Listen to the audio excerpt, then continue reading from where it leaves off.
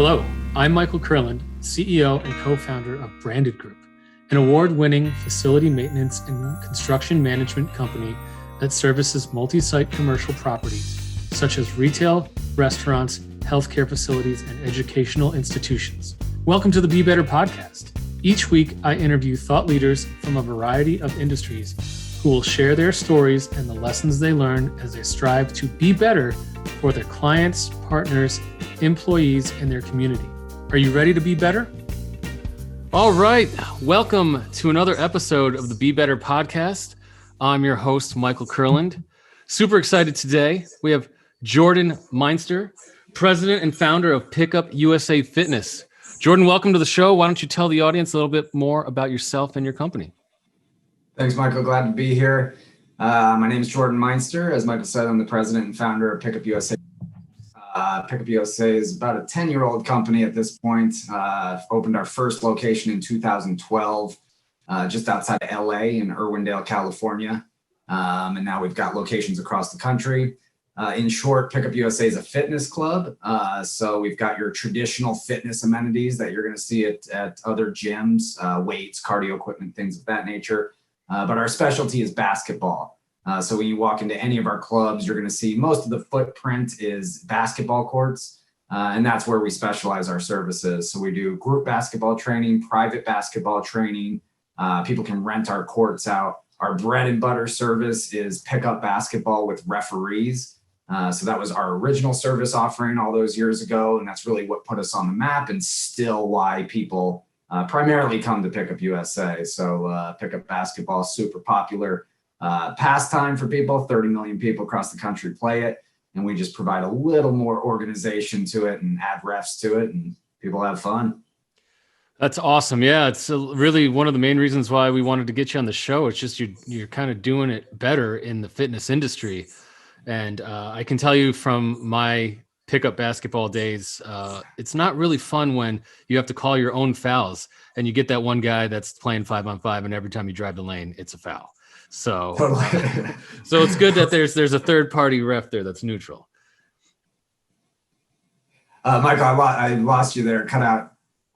I said it's good that there's a third, and so don't worry about this. We're gonna have this whole thing edited, so we can go back and get this all cut out. But so what I was saying, it's good. It's a good thing to have a third party referee that's got a neutral party that's not interested in the game. So we like that. So let's jump right in, Jordan, and get to it. What do you do and why do you do it? You kind of just talked about it, but what got you into pickup basketball and starting these fitness clubs around the country and trying to do it a little bit differently and a little bit better? Yeah, exactly what you just said was my experience. People often ask about my basketball background and pedigree, and they think I'm like an ex-pro player or something like that, but I've just been a guy my whole life, high school, college, graduate school, just playing pickup ball, parks and 24-hour fitnesses and community centers and experiencing the same thing that you just talked about. Everyone's calling their own fouls. Nobody knows the score of the game. And that's if you can even get involved in a game, right? So, you show up at a gym, it's intimidating for people. It's tough 2 hours to play sometimes. So, Pickup USA, that was the spark of the idea. When I was in college, 19 years old, I first thought of it. I said, if I ever had a gym, I would, on the basketball courts, have somebody organizing the games so you don't have to wonder how you're going to get involved. And then I'd have 2 refs on the court. So that was the spark of the idea. And then that always just stuck with me. And then as I moved from Maryland to Colorado to San Diego to LA and just playing pickup basketball, it was the same experience no matter where you went. So eventually at 28 years old, I'd spent 6 years or so in banking and finance. And I said, you know what, this is too good of an idea not to at least try it. So 2011, quit my job at Citibank, went out, raised a little bit of money, maxed out some credit cards. Found a warehouse in Irwindale, California, laid down a basketball court and just got to work. So that was the inspiration, truly just my experience with it and realizing that, people across the country are having the same experience. So, I just went for it and here we are today. always the great stories of entrepreneurs. I love it. Similar story with selling my home to get the finances to start Branded Group. But I love that you did something, you didn't love it, and you left to pursue your passion.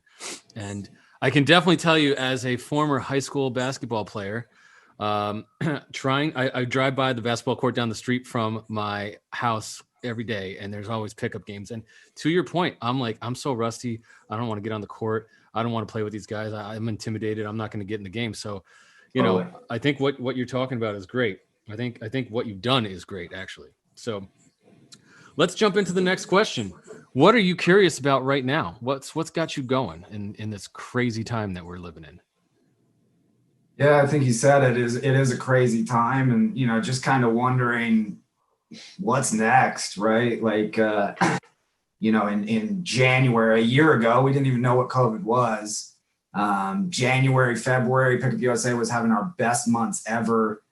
March 1st, I was in Austin at a trade show, just pitching the Pickup USA idea to prospective franchisees at a packed convention center, and afterwards food trucks and everything, and life was normal. 2 weeks later, the NBA is shut down and schools are shutting down, and they shut down gyms, and obviously just a torpedo hit our entire industry and the whole country and the whole world. So at that moment, it was kind of really what's next. And then we started to model out what's it going to look like when our gyms reopen. And we prepped for the worst. We anticipated, potentially 50% loss in our membership base, and really just our gyms having to absorb losses for months and months and months. And then we reopened primarily across the country in May and June, and the customers came back. So, that was really encouraging for us. But we've certainly had headwinds with this. And now we're still shut down. Our California gyms are shut down still. And the question is, what does this look like? Is there this giant celebration a couple months from now because COVID's over and we kind of go back to where we were? Or is it, a little bit of peaks and valleys, and we have to ride this out for the next 12 months? So obviously we're in an industry that's been particularly hit hard. A lot of gyms haven't made it. We've been fortunate that, basketball is still popular, and, we've got a very unique product, but, certainly headwinds out there. And that's the curiosity, I would say, what's next with the pandemic and our industry and the economy in general. Yeah. I'm listening to what you're saying, and there's so many similarities between where you're at and where we're at. At Branded Group, we did the same thing. I was at a trade show in February. People were shaking hands. We're like, oh, this thing's not going to get here. It's going to be fine. Right. A month later, I'm sending people home, telling them we're working from home, and we haven't been back in the office since March. I think it was the 13th. Right. So, we're almost at the end of 2020 now, and I really do hope that we can get back to some sort of normalcy. But I think only time will tell. But to your point with the ebbs and flows of especially the fitness industry, I'm happy to hear you guys are doing pretty good. So are you open anywhere in the country, or is it shut down primarily across the country? All of our gyms are open, minus California. So, for the most part, other states have kind of let the businesses figure it out, which, I'm a believer in that. Let the markets figure it out. Certainly public health has to be a priority. So it's been interesting to watch the different states and how they've handled it. And, you've got Florida and Texas that are super kind of, all right, let the businesses be and they'll figure it out. And then you've got states like California and Michigan, we have clubs in all of these states, and they're much more, okay, shut it down or, severely limited. So, it's been tough. But, we've always been a clean gym. So that's helped us. Our gyms are very spacious. So, most gyms these days, especially boutique gyms, are 2,000-3,000 square feet, which doesn't provide a lot of a footprint for individuals. Our gyms are, 15,000 to 25,000 square feet with pretty much the same amount of people in there. So it's not like a yoga studio or Pilates studio where people are right next to each other. Our gyms have space. Now, obviously, when you're playing basketball, people are close to each other, but we've got the mask mandate as a company, and most of the states we're in have a mask mandate. So people are wearing masks and playing basketball. And there's been a lot of studies out in the fitness industry that show that fitness clubs really aren't a place where COVID is being transmitted, with the ventilation and bay doors open and things like that. So fortunately, our clubs have stayed clean. We haven't had any type of outbreaks reported, and we've managed it pretty well. But to answer the question, most of the gyms are open, and the ones that aren't, we're hoping come back online within the next couple months. And how are, of the ones that are open, how's the turnout? Are people getting out there and being happy to be out doing like something normal and playing some hoops? Yeah, I mean, we were amazed. I think our first gyms that came back online were mid-May in Texas, and like I said, we really modeled it out where we just expected, our typical gym, just at round number about 1,000 members. So we really anticipated that we'd probably lose half of them, and it just didn't happen. And I remember the first day it came back online, we've got our scoreboard in terms of signups that are going on, and signups just started tick, tick, tick. And it was gone. I was like, oh my God, we're back. And we had clubs, we had our best month ever in June. And then July beat June, and it's pretty much been consistent, setting records since then. So yeah, I think there's a supply and demand function going on as well. I think total demand for basketball and fitness clubs is down. But there's also a supply side to that, especially in basketball, because even some of the gyms that have opened, your Lifetime Fitnesses and 24-Hour Fitnesses, their basketball courts are still closed because that's not really a priority for them. So in a lot of the markets we operate in, we're kind of the only show in town. So, fortunately, we've done well, and our franchisees are doing well as well. That's great. And I think to your point, the boutique gyms are probably thriving right now if they're able to be open. Because I was a member of 24 going into the pandemic, and I'd go there to bust a workout out real quick, just ride the bike or like lift a few weights. But I really didn't enjoy going to 24. It was just kind of like what I had always done, was gone to some big box gym and done my little routine. And I joined this little boutique, like high intensity gym, couple months before that as well. So I was doing a double dip, and I've just been going there, and they're open there. We're outside. We're in California. We're outside. We got the, in the garage with the bay door open, and it's been great. And, there's some people that haven't come back, but for the most part, I'd say like 75% of the people have come back, and we're still getting our workouts in. And I actually enjoy it more with the outdoor fresh air than I did when we were in indoors and the smaller square footage. So I think, to your point, the boutiques are the ones that are going to look well at the end of this, and the big box guys, the Globo gyms, if you get that reference, are going to go by the wayside. So yeah, and that, I mean, they say that recessions tend to kind of just escalate trends, and what you're speaking to, that's been a trend for a long time. In terms of your typical big box gym, their growth has pretty much plateaued. They were growing at 5% or so per year. The boutique side of the industry, that's what's been exploding. And now, you get a recession that escalates that, or I'm sorry, accelerates that trend.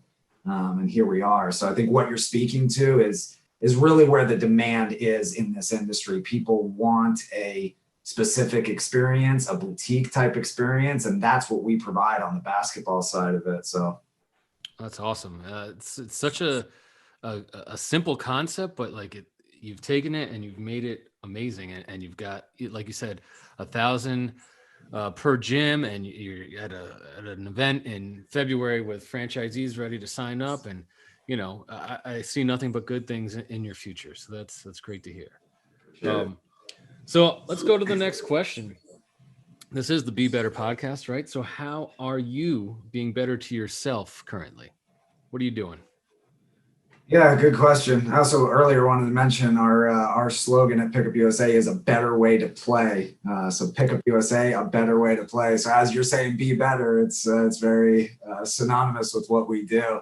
And that's on the business side. We're always that's what we deliver, a better way to play basketball. And that's what we live by. That's our mission statement and what drives us. In terms of me personally, I legitimately do. I try and be better every day. I think people that when they look at their best times, and that's in past tense. I used to be able to do this, I used to be able to do that. I always, look at them like, oh, that's kind of a sad story. I always want to be getting better and better and better every day. So, on the professional side, some of the things I've really, I think my professional development this year has been a lot on delegation. I think I'm wired to somewhat be a micromanager and a doer. So if something's broken, if an evaporative cooler is broken at a gym that I operate, I'm going to go on the roof and try and fix it myself. I had no idea what I'm doing. So that's always been kind of my mantra. But I've realized, especially this past year, that's not an efficient way for me to do things and to scale things. So for me, it's been about finding the right people on my team. And giving them training on the company and just letting them do their thing, not getting involved, not micromanaging it.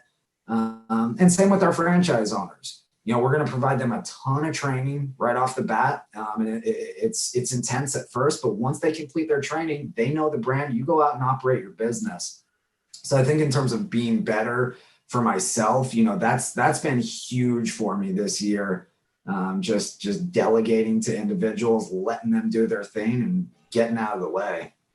Yeah, I totally agree. I read this book called The E-Myth Revisited. Have you ever read that?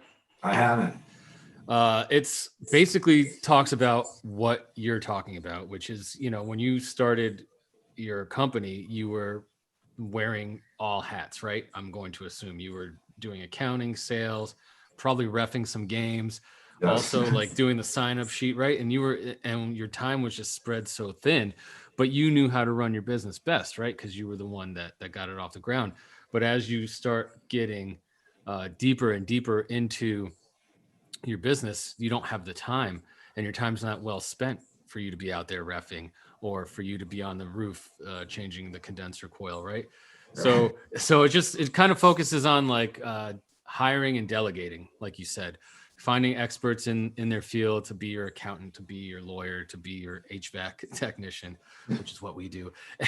And then, also, hire the right referees, and just so that you can focus on what it is that you are great at, whatever that may be at your business, like selling it to the franchisees or just having your vision and running it from the top down. So I highly recommend it if you have a chance to, if you like to read and you have a chance to pick up a book, The E-Myth Revisited. It's kind of old. It's probably from like the 90s or something, but it's still pertinent in what we're talking about, which is pretty cool. Yeah, that concept is spot on for sure.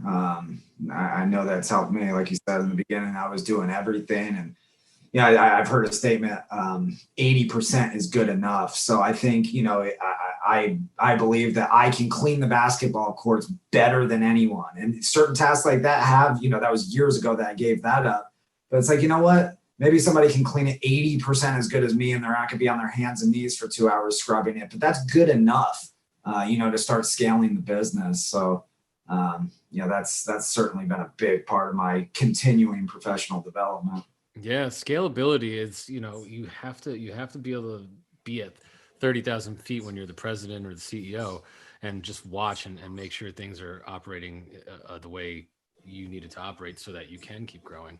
But it's a hard lesson to learn, and letting go is not easy because that's your ego and your drive is what got you there. At least that's what got me there, right? I'm like, I can do this better than everybody. Right. And then I'm like, well, maybe I can't do operations better than people. So maybe I was the 80% and they were the 100%. So, well, I think understanding too, that there's a learning curve for people, I think when you first let go, the individual's gonna make mistakes. And they're going to go through their own learning curve. So that's been something for me as well. We're bringing on a new sales associate. And, for me, it used to be like, okay, I'm going to have to take them through 6 months of training before they even hit the phones. But now I realize, what? Give them training, obviously, but then let them hit the phones. They're going to figure out their own systems. And if you don't micromanage them and you let them be, they're going to thrive. So for me, that's been a big part of it too, kind of baking in the fact that when you bring in a new person, there's going to be some screw ups, but they'll get it. And, they're going to figure out their own systems that might not work for me, but my systems might not work for them. So, just letting them be entrepreneurs. We let our staff pick their schedule. We don't track PTO. So it's like, look, do your job, produce, and that's been really productive for us. I totally agree. I have very similar stories with my sales team. That's where I ended up after I finished reading the E-Myth and decided to let everyone else do everything else. I focused on the sales. And same thing. I grew up learning, like, you got to pound the phones, 100 calls a day, get everyone on the phone, leave them voicemail, send them a follow-up email. And it worked for me 10 years ago, right? And then I hired a bunch of millennials on my staff, and they're like, we don't make phone calls. And I'm like, you have to make phone calls. You have to make phone calls. They showed me you don't have to make phone calls. They started just reaching out to people on LinkedIn and closing more deals than I was closing. And I was like, okay. And, I also really appreciate what you said about letting them pick their own schedule and not micromanaging. I operate in the same facets. It's like, my one rule is just get your work done, get your job done, close deals. If you're, working for me in sales, and if you do that, I don't care, put your time in, because it's going to show. If you're not closing deals and you're not making things happen, it's going to show that you didn't put your time in, and then we'll probably move on from you. So you have an opportunity to not be micromanaged. Show me that you're, an adult and you can do that. And, I've never had a problem with anyone on my specific staff not working their full amount of hours and getting their jobs done. So something to be said about that. Totally. Well said. So we've been talking a lot about the pandemic and how, the boutique fitness industry is exploding, but I want to know about you. What is motivating you to be better right now? What is it? Family? Is it the drive to, like, succeed in business? Is there something else that, we're not talking about? What is motivating you to be better, both professionally and personally? Yeah, I mean, I want to grow the company, right? We've got our big board up with our pipeline, just in terms of development. It goes to people that inquire with us, and then they go through our discovery process. They sign franchise agreements, then they have to sign a lease, and then they have to open. And once they open, we track how well they're doing. So there's a lot of development. We've got the right people in place, and we want to be a household name, and we believe that in markets, big, medium, small, Pickup USA has a place in this world in terms of bringing basketball there. So, that's a big part of it. And, obviously on the personal side, being able to enjoy the fruits of our labor. I haven't mentioned my wife, Casey. She's the co-founder of the business, and not just in name. She always encouraged this thing, first of all. And then, when I was out raising money, she was helping me put pitch packets together. We flew to Hong Kong together to pitch a previous client of mine.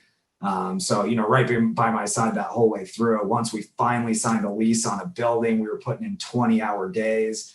And she was right there. My original staff, I hired 10 people. Within a couple of weeks, 7 of them were gone. So it was me and Casey.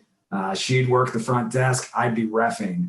And she hates sales, but, she would do sales. She'd take people through. She'd get out of her comfort zone. So, those were the early days, and she financed this thing. So we ran out of money quick, but she had her day job. So in addition to working, 6-7 shifts a week at Pickup USA, she had her day job, basically supporting this thing. And, I'd need to run payroll, and we max out her credit cards. And we had a game called Credit Card Roulette. We had about 10 credit cards total. Most of them were maxed out, and we'd go out to eat and give them one, and it would get declined. So we'd have to give them another one. So, she's been right there throughout all of that. As the business developed, she comes from the world of community mental health. She's an administrator over there. She oversees 50 people or so.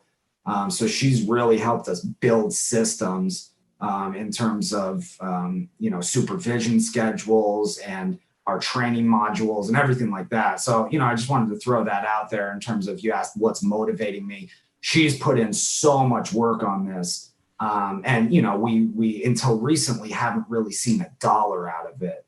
Now that the business is starting to grow and we've got our footings, that's what I want to give back to. So obviously myself, all the work Casey's put in, causes that we believe in. We're animal rights people, so we donate to shelters and things like that, and my staff, right? So I mean, these are guys. I got our VP of development. He's doing well now, but it was years. He was making $8 an hour as a sales guy, and I had high commission thresholds. He wasn't hitting them, and he could barely afford car payments. And he was right there by my side in a freezing cold gym, just trying to figure it out.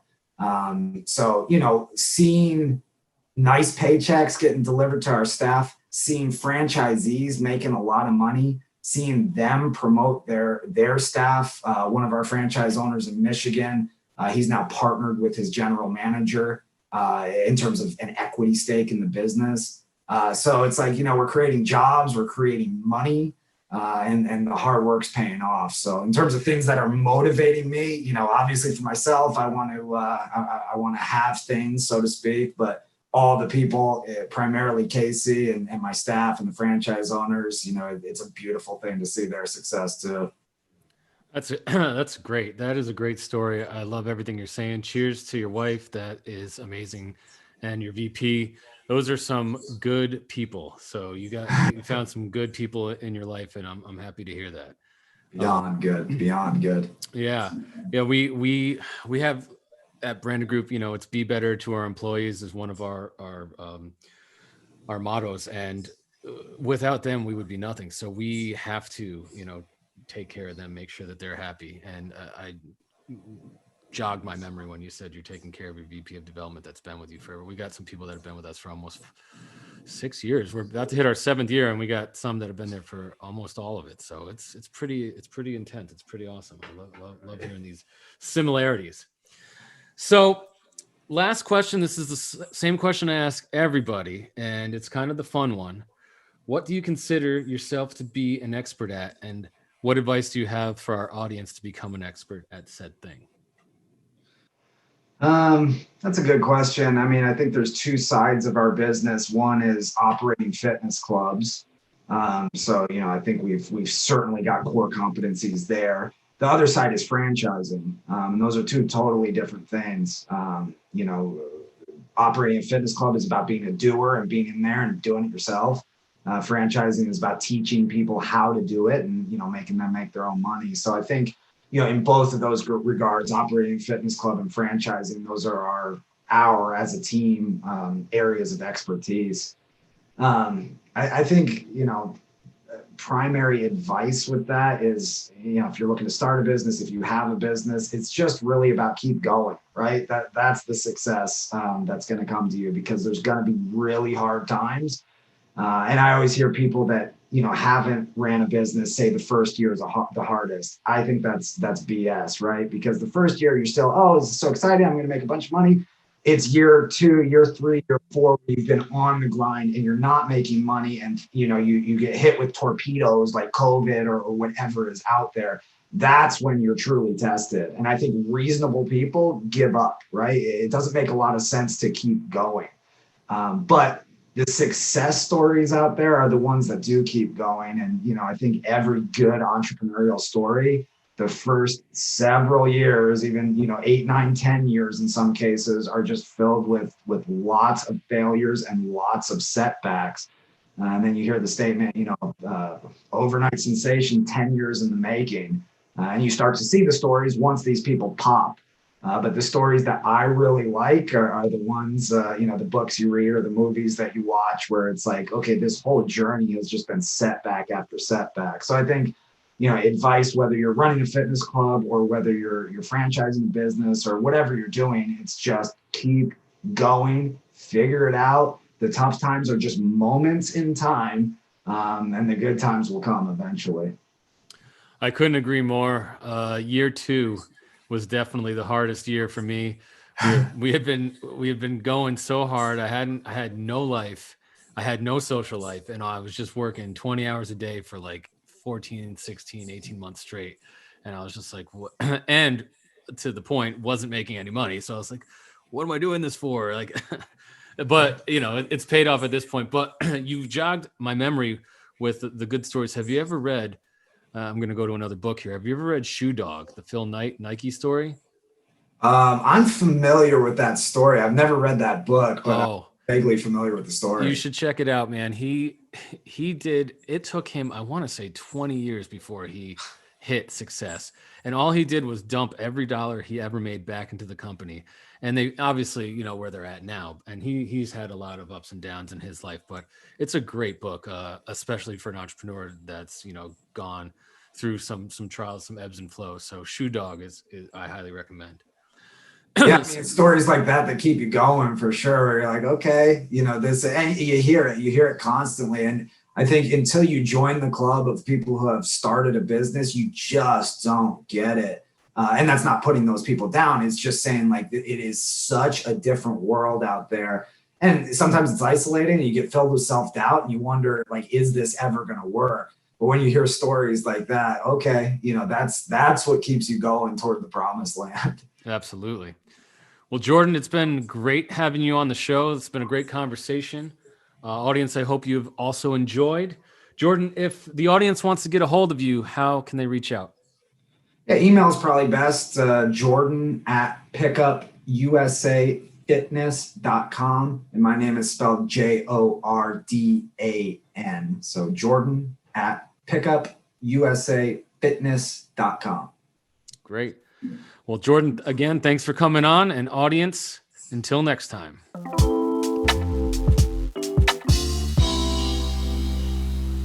Thank you for tuning in. I hope that today's episode inspired you to become a purpose-driven leader in your career or your community.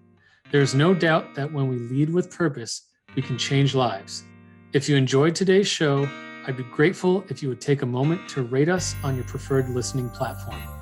To learn more about Branded Group's Be Better experience and how we provide industry-leading, on-demand facility maintenance, construction management, and special project implementation, visit us at www.branded-group.com. Be sure to follow us on social media, and you can also reach out to me directly on LinkedIn. Until next time, be better.